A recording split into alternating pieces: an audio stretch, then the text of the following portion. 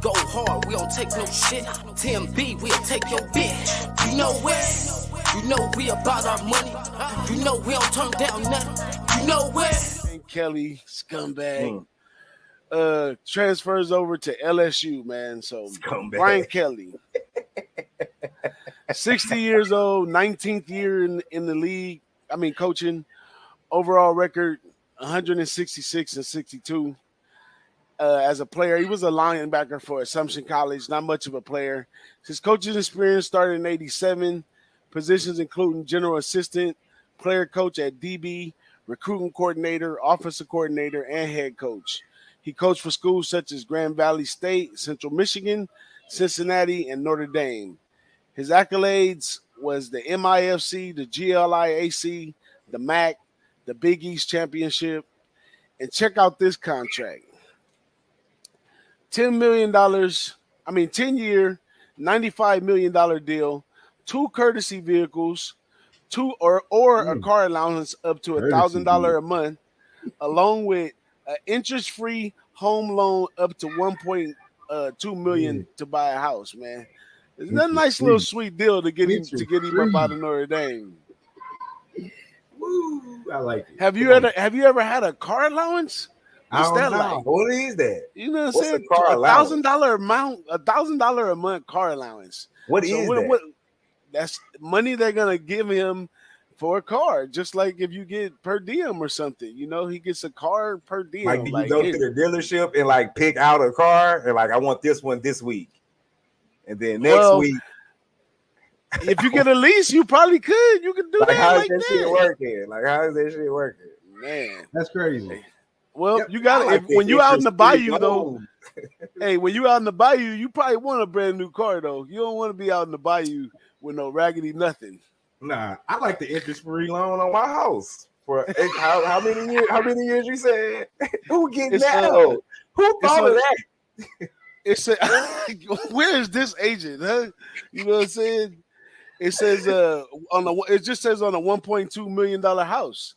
So an interest-free loan, you pick the house, no interest, up to $1.2 million. You just paying to buy the house. That's all you do is buy the house for what it's worth. That's a lot. That's a lot to say. Out in Louisiana, that probably is not that high out there. Come on, man. I don't need to read off.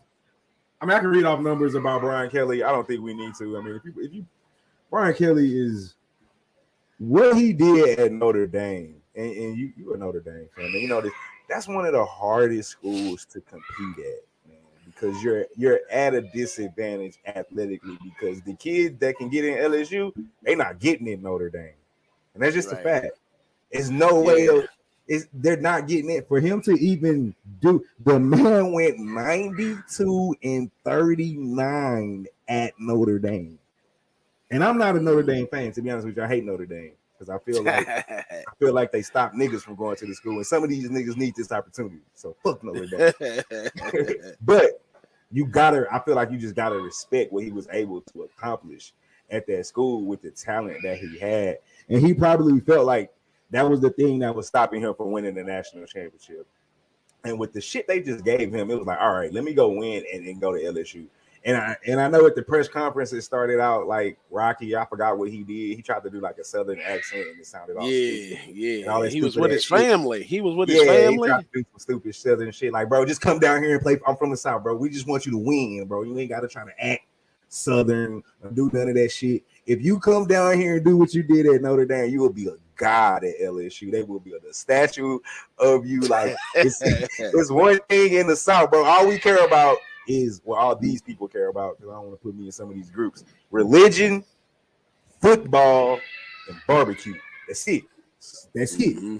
That's all we care about: religion, football, and barbecue. I only fuck with 2 of the 3, but that don't matter. So all he gotta do is come and do his, and he's gonna get so much the talent increase of what he had at Notre Dame versus what he's about to get at LSU. And let's keep in mind, he's an offensive coach. The defense talent that he's going to get alone based off it just being LSU is going to have him competing with his offense. Like, it's almost like a match made in heaven. If he can just take being around the Southern culture, then I love everything about the move. To be 100% honest with you. Well, I'm gonna tell you that's where I think the problem resides too. I think he might have bit off a little more than he can chew because he's a clean cut guy. Always been a clean cut guy. It's different. He has set players down for the year before the league could even get to him. Can't do that here. He's coming to a thing where he know so and so don't go to class. He don't do nothing. That's why I said if he can take the culture, then yeah, exactly. Yeah, you said it, but not in these words. Right. But you definitely. Right. I, for those that don't understand what you were saying, is he got to fit the culture of money being slid under the table now, players being slid here, and when he did it, he had to want it because he knew what he was getting himself into. But I don't know how that's gonna. But then they say that he got an angry side and he's tough to deal with. So money change people, man. Hey, that car allowance will have you overlooking a couple things. Yeah, it's not. Catholic, he got to pull his gangster religious. out. He got to pull his gangster out to remain at LSU. He's gonna have to deal with some kids that he's never dealt with before. It's gonna be some kids that's coming in that's gonna be like, fuck, coach, I don't feel like doing some shit today, and they might say it just like that. And it ain't that you ain't got to make them do it. You just got to figure out how to communicate with those kids, because it's not going to be the same kids at Notre Dame. You're not going to have the same problems off field at Notre Dame, because I'm sure there was some that he got swept under the rug, but we probably talking about like violating curfew and going to a party. Yeah. Something you like might have to deal with some assaults. You know what I'm saying? Some fight. I don't mean nothing sexual. I mean physical. You might have to deal with some fighting. It might be fighting going on in the locker room. It might be like a NFL type locker room. You're finna get a bunch of kids that's from a bunch of different places from the South, and it's just gonna be different from being at Notre Dame. Absolutely, man. If he can figure out how to, correct the shit that can be corrected and tame the shit that, and communicate with these kids, and I think he's gonna be all right. I mean, X's and O's, I don't think it's a problem. We're gonna have a problem. Football wise, I think it's just gonna be more on the culture and on the extra shit that he's gonna have to deal with and the pressure, because if it starts out rocky, like he got to at least start out mediocre. It can't start out 5-6. He got to win like 8. He got to start out. You know how that pressure get down here. And they let old boy go like 2 years removed from a national championship. Yeah, exactly. Like, but he was just a stunt dummy. They just had him standing in there while they was doing what they was doing. That's true. You know what I'm saying? But Brian Kelly, not that guy at all. He's not about to stand in there for nothing. No. But like, he does receive a bad hand. Like this team, you got to think. They put the national championship team together and everybody vacated. And it went right back to him and it went right back to shit. Right, so last year record, they were 6-7, averaged 26 points on offense, gave up 26 points on defense. They returned 6 on offense, 5 on defense. Bunch of players said, I'm out, and jumped out. So they bring in transfer quarterback, Arizona State, Jaden Daniels. He should get the start. They got running backs led from last year's John Emery, who was pretty good, and they added transfer Noah Kane from Penn State, plus some talent and depth. At wide receiver, they returned Krayshawn Bouette, added transfer Karen Lacey from Louisiana, plus some experienced depth. At offensive line, bad group could go better. Last year, only 114 rushing yards per game with 38 sacks. Lots of unexperienced depth, but Kelly does bring in 2 transfers, Miles Frazier from FIU and Trayman Shorts from Eastern Tennessee University.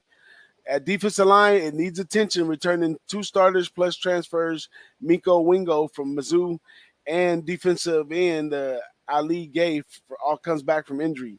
At linebacker, low depth, but added transfer Greg Brooks from Arkansas. This unit will definitely need some attention. And at defensive back, almost depleted last year's unit, but with transfers they should have 8 guys with starting experience on the field. In total, they have 12 transfers added to the roster. So Kelly's definitely reaching into another bag that he's not really used to, which is the transfer portal. And he did not do well bringing in that damn quarterback from Wisconsin last year. because he was not fit for the program. So I don't know who this kind of work. And some of these guys he's bringing over from felon programs like Mizzou and different stuff like that. So it don't look good with the players that he got going into this first year. And another, we've had a 3-10 season with him, so he could do one of those, let's say 5-8 or another 6-7. But he like Cristobal. He need to get at least 8 wins to show some faith. Yeah, in playing one of those his first year. He's not getting 2, 3 of those. Well, they might give him 2, but I don't think nothing past that because they paid all that money. But I think no quarterback talent difference. I think he'll get one. Yeah, I think that he's smart enough to get things going. But I mean, Kelly had his coaching flaws at Notre Dame as well. Like, he had to teach himself not to control the offense. He had to learn how to allow on his coaching staff to come in and coach the defense. And he had to learn, and this is all in the years of him being there, he had to learn how to be more of a delegator in the whole situation and knowing when to step in and, stuff like that. But player-wise, he's a great motivator and all that kind of stuff. I say his tenure at Notre Dame, his biggest thing was the quarterbacks that we had. They all went from sugar to shit in a small amount of time. But I think it was because they were all young guys. When he was talking to them when they was young, they listened to everything he said and did it like he said, and it worked for them. The moment those players say, "Oh yeah, I got it now, coach," they go to shit. They get scary and all this time. He got some tactics he do, man. Like when we had some of those scary quarterbacks, first thing he do, first down. Oh, you running quarterback sneak. You about to get touched up before we even start playing. So Kelly can do some tough shit.